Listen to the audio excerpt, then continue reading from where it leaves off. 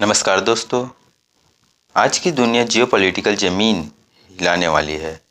रूस के राष्ट्रपति पुतिन आज भारत आए और केवल हैंडशेक नहीं हुआ, कई बड़े समझौते हुए जो सीधे भारत, रसिया और पूरे एशिया पैसिफिक के पावर बैलेंस को बदल सकते हैं। अगर आप सोचते हैं कि बस डिप्लोमेसी है तो देखिए पूरा वीडियो, क्योंकि इस बार फैसला सिर्फ ऑयल ट्रेड या आर्म्स डील का नहीं, ये भविष्य है 2030 तक भारत रसिया की जोड़ और उसके असरों का। पिछले 4 सालों के बाद रसिया के राष्ट्रपति पुतिन वापस इंडिया आए हैं। दिल्ली में 23 India third 23 India Russia annual summit हुआ, जो अब तक का सबसे इम्पोर्टेंट माना जा रहा है। भारत और रसिया की लॉन्ग स्ट्रेटेजिक पार्टनरशिप को फिर से हाईलाइट किया गया है।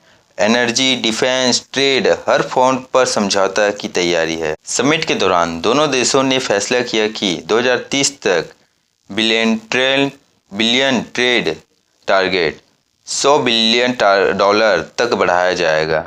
एनर्जी कोऑपरेशन भी तय हुई। रसिया ने कहा कि वो भारत को अनइंटररुप्टेड फ्यूल सप्लाई देगा, मतलब फ्यूल सिक्योरिटी पर भरोसा मजबूत हुआ।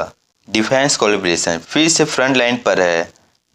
Missile system, high tech weapon, joint manufacturing, future defence deal हो सकते हैं। रशिया ने हमेशा इंडिया को पुरानी और नई दोनों तरह की टेक्नोलॉजी दी है। ये भरोसा दोबारा मजबूत हुआ है। अब सिर्फ ऑयल, एनर्जी और वेपन्स नहीं, दोनों देशों ने एग्रीकल्चर, फर्टिलाइजर, ट्रेड,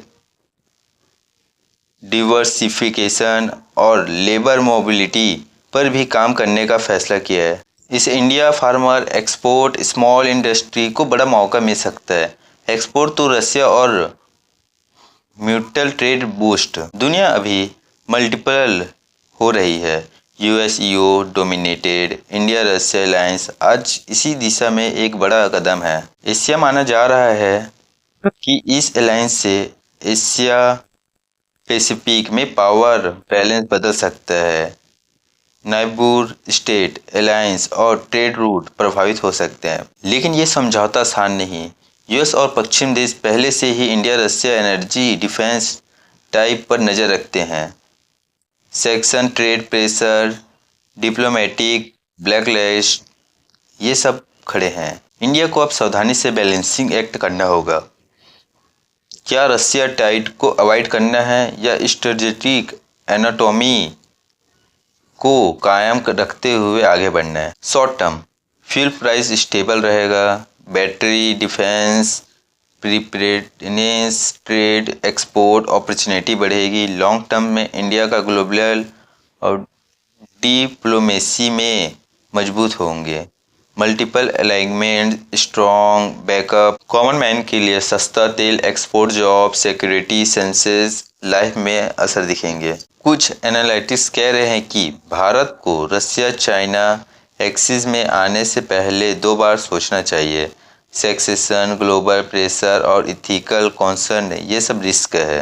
लेकिन इंडिया का कहना है सोवरेनिटी प्रायोरिटी है। इंडिया डिटेक्ट करेगा कि उसकी सिक्योरिटी, एनर्जी और इकोनॉमी कैसे चलेगी। तो दोस्तों, जो समझौता हुआ है वो सिर्फ पेपर पर नहीं रहेंगे। इससे जियोपॉलिटिकल में नया चैप्टर ओपन कर दिया जाएगा। आप सोचते हैं यह डील भारत के लिए सही है या फ्यूचर में खतरा है? तो कमेंट में ज़रूर बताएं। धन्यवाद।